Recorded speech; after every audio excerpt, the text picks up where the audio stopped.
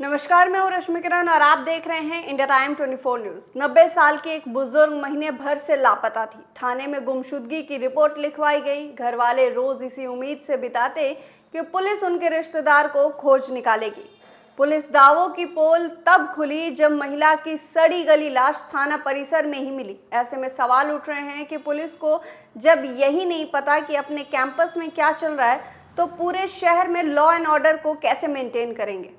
बहरहाल बताया जा रहा है कि सिग्मा थाना में महिला के गुम होने की शिकायत 1 अगस्त को दर्ज कराई गई थी। मिली जानकारी के अनुसार शीतलापारा में रहने वाली 90 साल की जगनबाई 1 अगस्त की सुबह 7:30 बजे दातून तोड़ने के लिए अपने घर से निकली थी। काफी देर तक घर नहीं लौटी तो बेटे खिलवाना दिवांगा ने तलाश शुरू की। आस पड़ोस और रिश्तेदारों के घर भी जानकारी जुटाने पर जब कुछ नहीं पता चला तो बेटे ने थाने जाकर रिपोर्ट लिखाई। पुलिस ने तलाश करने की बात कहकर परिजन को लौटा दिया। इस तरह लाश मिलने के बाद पुलिस की कार्यप्रणाली पर सवाल उठने लगे हैं। बुजुर्ग की लाश थाना परिसर के अंदर मिली। जिस जगह उसकी लाश पड़ी थी वो थाने की बिल्डिंग से महज 30 से 35 मीटर दूर है। यहाँ बबूल का एक पेड़ भी है। माना जा रहा है कि महिला इसी पेड़ से दातून तोड़ने आई थी। इस दौरान किसी जहरीले जीव के काटने से उसकी मौत हो गई। ये सिर्फ कयास मात्र है। मौत की असली वजह पोस्टमार्टम आने के बाद ही पता चल पाएगी। लाश मिलने के बाद पुलिस ने थाने के आसपास का सीसीटीवी भी खंगाला है। एक फुटेज में महिला अकेली थाना परिसर के अंदर घुसती नजर आ रही है।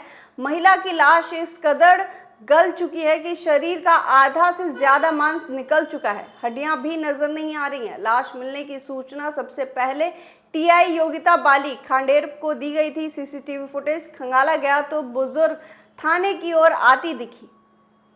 संदेह के आधार पर गुमशुदा बुजुर्ग के परिजनों की शिनाख्त के लिए मौके पर बुलाया गया। लाश पहचान पाने लायक स्थिति में नहीं थी। लिखवाना ने चूड़ियों और कपड़े के रंग से अपनी मां के शव की पहचान की। पोस्टमार्टम के बाद लाश परिजनों को अंतिम संस्कार के लिए सौंप दिया जाएगा। बता दें, महिला की लाश जहां मिली है, पुलिस वाले उस जगह का इस्तेमाल क्षतिग्रस्त गाड़ियों को रखने के लिए करते हैं। इसके अलावा रूटीन में जब्त की गई गाड़ियों को भी यहीं रखा जाता है। पास ही थाना स्टाफ की पार्किंग भी है। ऐसे में सवाल उठ रहे हैं कि महीने भर में कितने ही पुलिस वालों का इधर आना जाना हुआ होगा। फिर किसी को बुजुर्ग की लाश पड़ी होने की खबर कैसे नहीं मिली? लाश सड़ रही थी, बदबू उठी होगी, फिर कैसे किसी को इसकी भनक तक नहीं लगी?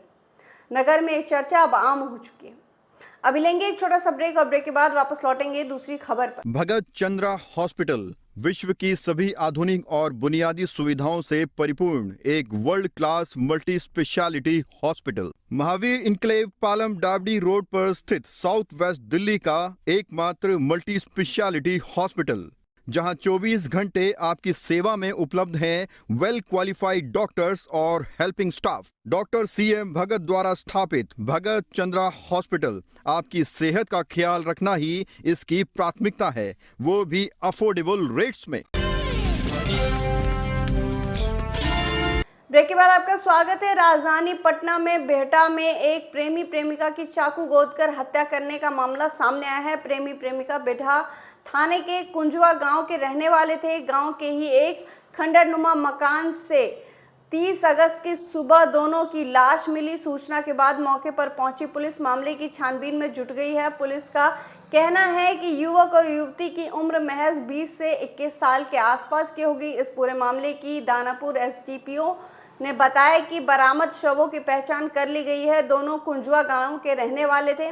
दोनों के बीच पूर्व से ही जान पहचान थी। इसकी भनक दोनों के परिजनों को लग चुकी थी। मृतक युवक की पहचान अवनीश कुमार उर्फ रोशन और मृतका की पहचान प्रतिमा रानी के रूप में की गई है। घटना के बाद मृतकों के यहाँ कोहराम मच गया है। घटना के पीछे ये बात सामने आई है कि मृतका प्रतिमा रानी के भाई विशाल को इन दोनों के संबंध के बारे में पता चल गया था। इसके बाद उसने खुद ये खौफनाक कदम उठाया और दोनों की हत्या कर दी। पुलिस ने इस मामले में आरोपित विशाल को हत्या के आरोप में गिरफ्तार कर लिया है। पूछताछ में उसने अपना जुर्म कबूल किया है। उधर मृतक रोशन के मौसेरे भाई का कहना है कि संपत्ति के विवाद में इस घटना को अंजाम दिया गया है। रोशन घर का इकलौता बेटा था, पढ़ने में तेज था, उसने इंजीनियरिंग की पढ़ाई की हुई थी। ऐसे में सोचा कि हत्या करके इसकी संपत्ति को कब्जा कर लिया जाए। उन्होंने कहा कि गुरुवार शाम के 7-8 बजे उसे फ़ोन करके बुलाया गया। अब रात में हत्या की गई है या सुबह में, ये नहीं पता है। वहीं लड़की के चाचा ने प्रेम प्रसंग में हत्या की बात कही है। बताया जा रहा है कि 2 साल पहले इस पूरे मामले में पंचायत भी हुई थी। इस खबर में फिलहाल इतना ही। देश और दुनिया की तमाम खबरों के लिए आप बने रहिए हमारे साथ और देखते रहिए इंडिया टाइम 24 न्यूज़। खबरों से खबरदार रहने के लिए चैनल को सब्सक्राइब करें और प्रेस करें बेल आइकन।